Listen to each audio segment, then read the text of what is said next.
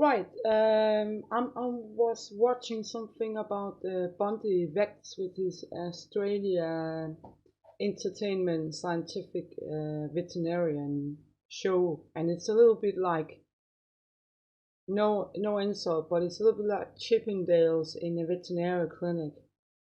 And I'm a farmer and also a horse person and a rescue person, right? And I don't like really watching operational things about vet clinics. I don't like it. So, and that's because I can see that some of the animals are suffering and been suffering for a long time, and that's never nice to look at.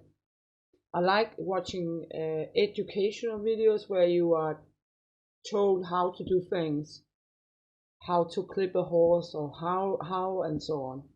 But I wanted to talk about something else. I was a church singer, so I have a really, I can sing, but I can also flute, and I can also communicate like body language, and I communicate also soundless, right? Some people disability don't have words, language, right?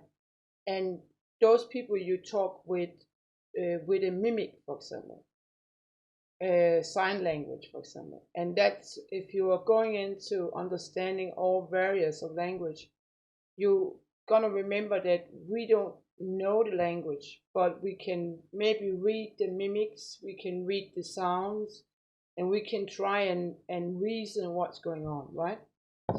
So I don't think it's difficult to understand expression of an animal if you think that way, right? And now I'm going to tell you a little story. Across the river here is a colony of big black birds, right? And they are not welcome over there because they are noisy and they are very, very good at picking up worms that destroys the grass, right? So they are valued. They have a very, very big, they're known to have partners for life, these big black birds, right? So it's a very big disaster if the female dies or the breeding is hurt, right? And the cruel thing about this is that they actually shoot up in the nesting when there's like newborn. And imagine that you go through strong winters, starvation, and you're lucky enough surviving, and you're breeding, and they shoot at your nesting. And they're the most lovely bird you can find. They're very loyal. They're really clever birds, known to scientific around the world, right? So, and I always felt for these birds. Since I was a kid, I defended them, and they were shooting sometime over there, right? And I could hear it. I could hear that the birds they were screaming. They were screaming like in horror when they flew back, and there were some of them were hit, right? There was other things going on over there. There was some deers not feeling good, and there was, So basically, one of the birds screamed, but he also flew in no direction. He flew to the right and he was flying to the left, almost like a drunk bird. And I know something about flying too, so I know that this kind of flying, he will hit something. His decision after this bloody murder of probably his whole family, he was flying to hit something. He was giving up that bird, right? So actually, I communicated a little bit with this bird, like try and kind of comfort him, and it succeeded. It's not a close relationship. It's not that he's down eating bread from my hand or something. It's in the air. It's in wild, right?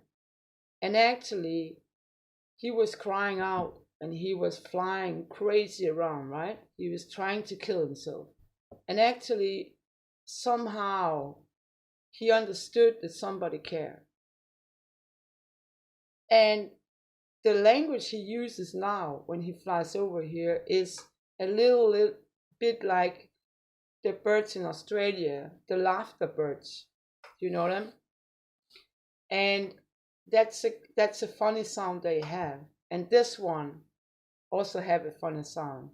And some of the big black birds, they can, if they value what you do, they'll put something in front of you, a stone, some nut or something. They will lay it for you. They will praise you, right? So if you are a clever person, you kind of observe when they need your support. And you also observe when they're trying to contact you, even they're wild birds, right?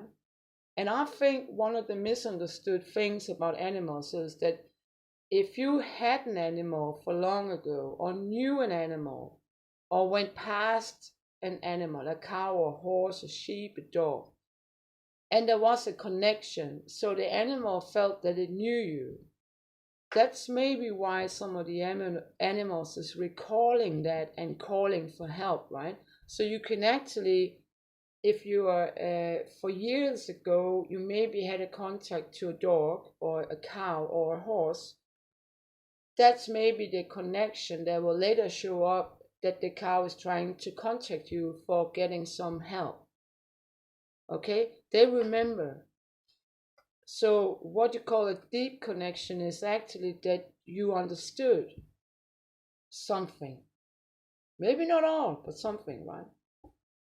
For example, today I have a lot of frogs down here, and I'm trying to prevent that I run them over with my grass machine, right? So I actually think that they kind of observe me stopping when there's a frog, right? And I also stopped today because there was a frog going down. And today, when I was out where there was no grass, just soil, right? And I was cleaning up, there came like a frog jumping across in the kind of funny jumping. It was not hurry, it's not scared, it's just like, oh, I know you, man. And then it was jumping, right? And after that, I found like something that it might eat, I don't know, but it was like it lost it or something. So, and the moves, when an animal moves, you can actually see, if you register a body move, you can actually see if it's a flight, if it's aggressive, it's given up, if it's in pain. You can read it and you instantly know it. They're trying to get away from something. Yeah, they're trying to escape, right? And if you look at all the videos with this kind of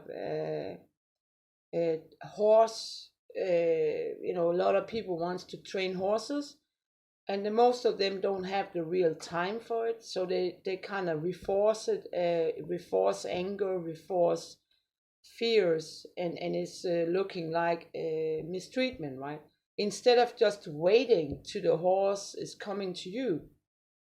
The best way to train horses is actually to sit down, do nothing, and sit down, and it will come and say hello.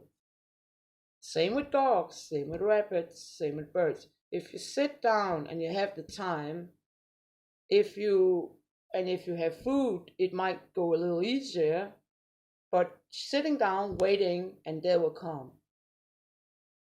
And if there are a lot of food and they are making babies in your, they may be not coming to stay with you, they may be just saying hello, right?